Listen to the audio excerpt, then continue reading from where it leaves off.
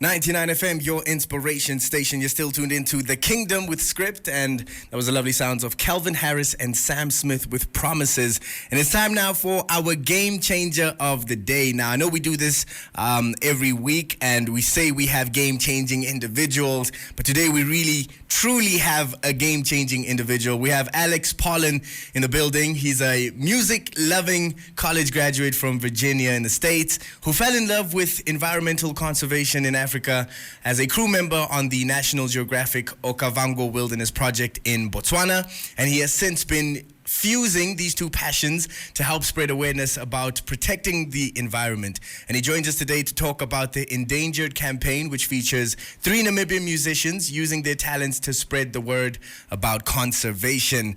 A big welcome to Alex to the Kingdom. How you doing, man? Thank you very much, man. I'm doing great. It's great to be here. It's good to have you here. We're just having a quick chat off air about just the importance of everything that you do. But for people out there that want to know what it is you actually do, just give us a brief background on the Endangered Campaign and who's behind it, what are the aims, and just a little brief background on yourself as well. Cool. Awesome. Well, look, I think we all inherently know that music is an unbelievably powerful medium for communicating a message.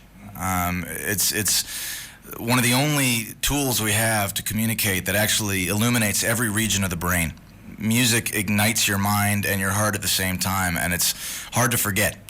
And so, as a musician, as a producer, and a videographer myself, I realized 5 years ago, we can do more with music.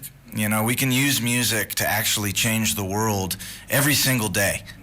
What if we found a way that music could be harnessed in a way that's going to make the world a better place while also supporting artists and creatives all over the world? And that journey started with an organization called Conservation Music.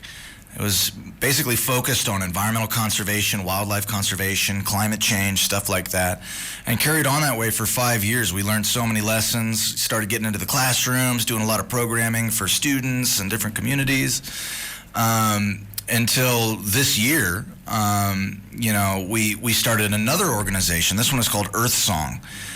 We just opened it wide open. Okay, if we can use music to make a difference in the world of the environment, in the world of animals, in the world of nature, why can't we use music to make a difference in everything else?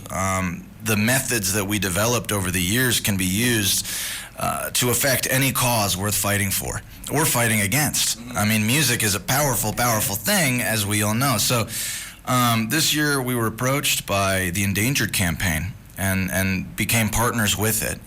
Essentially, this campaign actually began with a visual arts component.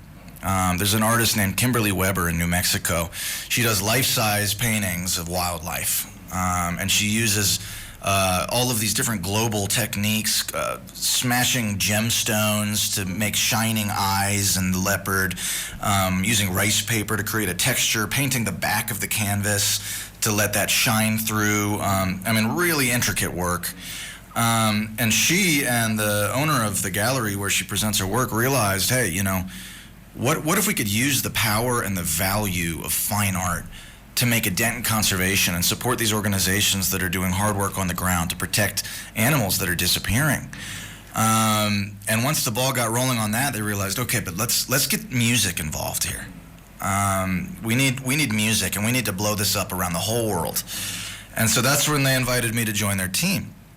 And of course, the cheetah is the world's fastest land mammal, and it happens to be an animal with a majority of its population in Namibia. Yeah. Namibia is the #1 country in the world for cheetahs.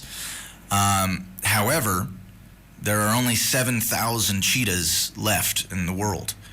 Between 7,000 and 7,500 left. A couple of years ago, they called it 7,100, right? You go to the grocery store, you're probably going to see 7,000 potato chips on one shelf. Yeah. You can see 7,000 bricks on a wall as you're walking past. That's how many cheetahs there are in the entire world.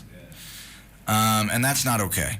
But fortunately, there are amazing organizations like CCF here in Namibia, right? Cheetah Conservation Fund up in Otjiwarongo.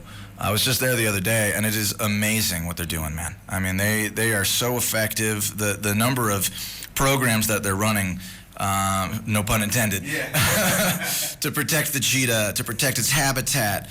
They've got this one-of-a-kind lab where they're doing all this amazing science work, and really, they're just such a cool organization right here in Namibia.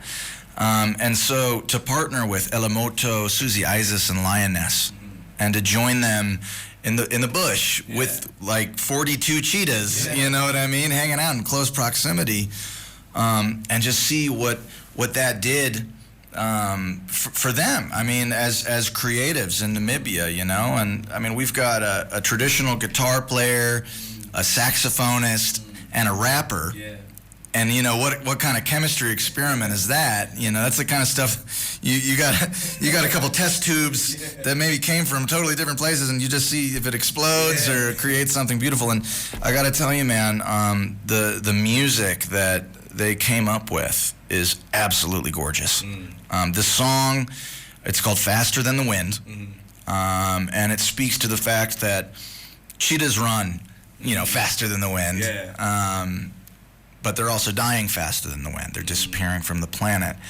And it's just this gorgeous poetic fusion of traditional Namibian sounds and modern sounds, and it's really, really good. I can't wait to share it with you guys. Now, you spoke, I think that's very beautiful what you're saying, and I think you spoke on the power of music.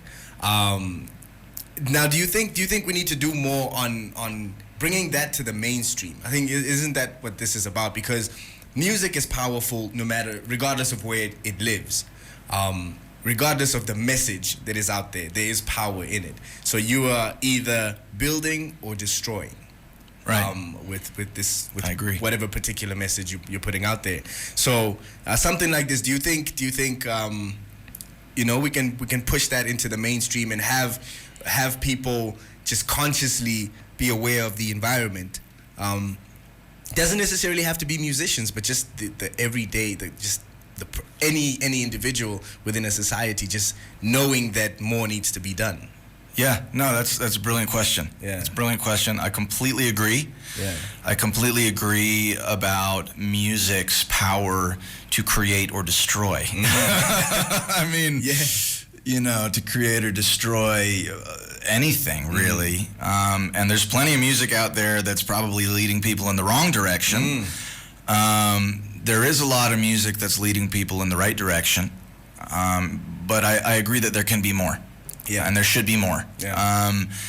In general, I think, I didn't know that there are only 7,000 cheetahs in the wild until I got involved in this music project, right? And now I'm never going to forget that for the rest of my life. I'm like, oh my God. I mean, every 2 weeks, I'm going to be like, how are the cheetahs doing? Yeah. What's the number? Where we at right now? We need some cubs out here, man. But I mean, I completely agree with you. And as far as mainstreaming positive music and mainstreaming knowledge in general, I mean, using culture and creativity to bring important information out in a way that it actually matters. Yeah. I think it's essential these days. Because we're getting so distracted these days, man. Yeah. I mean, this is, 2020. Hey, it's been something, to say the least. And look, music has been used to highlight and challenge social issues for many, many years. I mean, think about hip-hop. I mean, there are so many powerful and important messages that have been carried forth and shared and have radiated, from one person or from one town and reached the entire world and created an accordance. We all understand, we all agree. Something's not right here. Yeah. We got to do something about that, right? And in the same way that social issues can be brought to light and ignited in the hearts and minds of people all over the world, humanitarian and environmental issues, they can too. Yeah. Now, it's hard. Yeah. It is not easy, man. Yeah. I mean, it's, you got to watch out for the cheese factory. You can't, nobody wants to get preached to. Yeah. Yeah. And that's the fine line you got to walk. Yeah. You know, you can't just walk around preaching and proselytizing, or everybody's gonna be like, why are you trying to tell me how to live my life? But if you can actually have an experience and share your story, I think that's the way it needs to be done. And so that is why, you know, we've partnered up with CCF and the artists to actually create an experience and live that experience and come back with stories to tell and to capture those stories through music and through film. There's going to be a documentary that actually shows the experience of these artists as they go and engage with these cheetahs.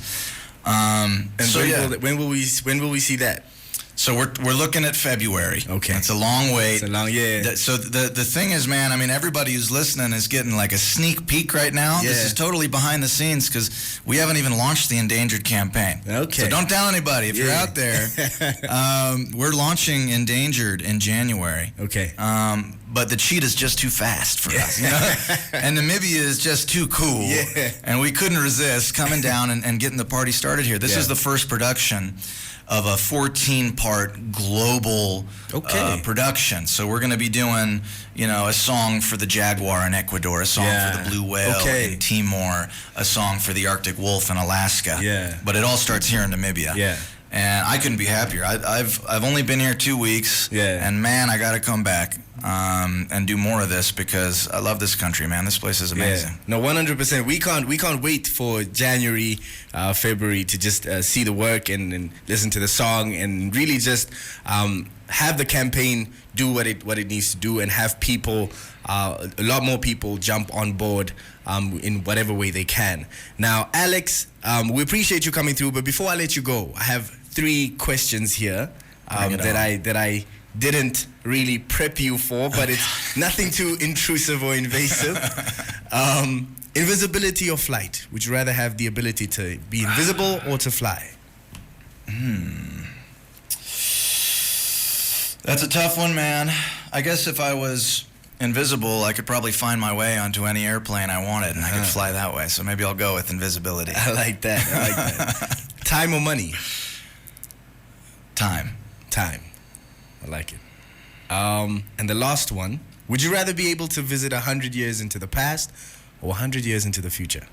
100 years into the past, man. The way things are going right now. Hopefully have a few more cheetahs around. And I feel like we you know, there's some gems that are lost in the past that we can't, you know, that we'll never be able to retrieve. That's true. Information that's just gone for good. We gotta bring it back. And more cheetahs. But we appreciate you coming through. You are a friend to 99 FM, so, you know, feel free to pop by the Kingdom whenever. And it's just fitting, the Kingdom, the cheetahs, it's all coming together. But yes, you are our game changer for the day, and the entire team at the Endangered Campaign are our game changers for today. Thank you so much for pulling up, man. Thank you. And we're diving back into the Kingdom with Oliver Mtukunzi with Asina Diani right here on the Kingdom on 99 FM.